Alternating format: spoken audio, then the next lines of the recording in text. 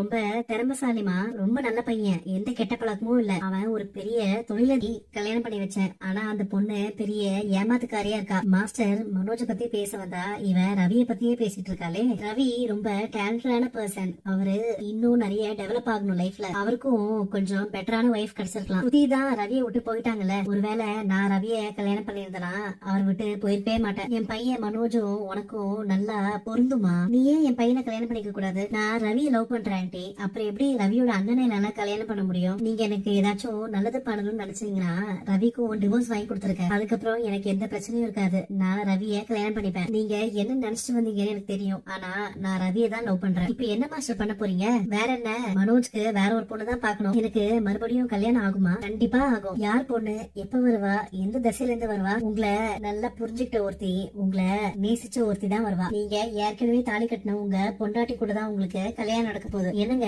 நீங்க கரெக்டா சொல்லுவீங்கன்னு பார்த்தா இப்படி சொல்றீங்க. நான் சொல்றது உண்மைதாங்க.